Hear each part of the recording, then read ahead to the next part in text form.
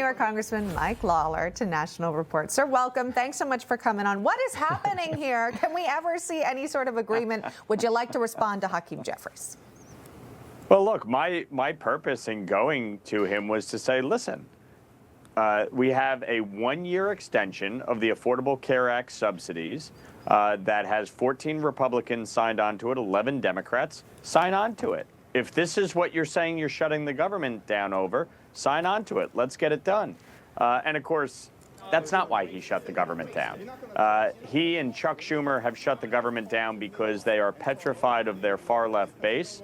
AOC, Zohran Mamdani, they are petrified that if they don't show their base that they're fighting Trump, that they're standing up to Trump, that they're going to be taken out in primaries. And that's really what this boils down to.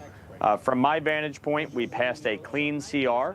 Regardless of who the president has been, whether it was Joe Biden or Donald Trump, I have always voted to keep the government open and funded because shutting down the government is idiotic. It doesn't actually serve a purpose, but a political one. And you saw that in Jeffries' answers. He couldn't answer a question. He was hemming, he was hawing, he was stuttering, he was stammering, he was yelling, trying to throw insults, telling me to shut up. I mean, the reality is this. We're both represent about 780,000 people, and our votes count the same. So somehow he thinks he has an upper hand, or I work for him, or whatever he fundamentally believes here. But the fact is, Brooklyn Hakeem, as he called himself, is more like dollar store Obama. I mean, that was an embarrassing display for a leader of the Democratic Party. Nancy Pelosi never would have allowed herself to fall into that situation. He's just not ready for prime time. Last night, though, he was given an opportunity to give his side of the story. He went on CNN and he tossed another insult your way. Here it is. Watch. Mike Lawler is an irrelevant individual. He doesn't even have the support of the House Republican leadership, who have refused to address the issue of extending the Affordable Care Act tax credits. The Democratic position has been clear.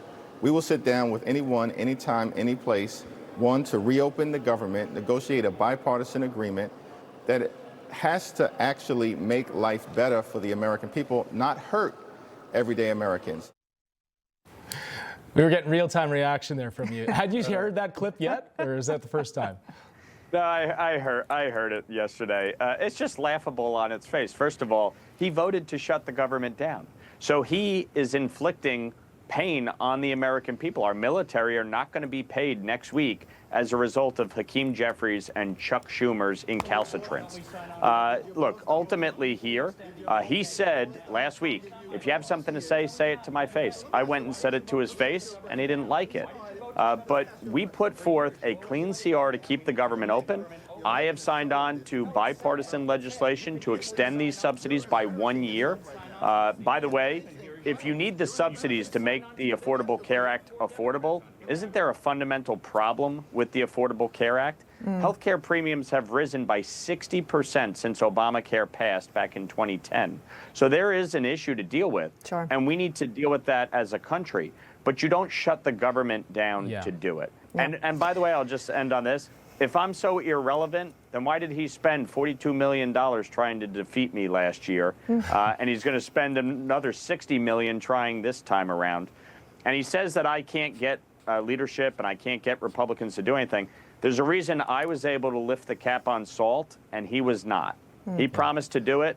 He failed. I did it. And it's because I know how to get things done.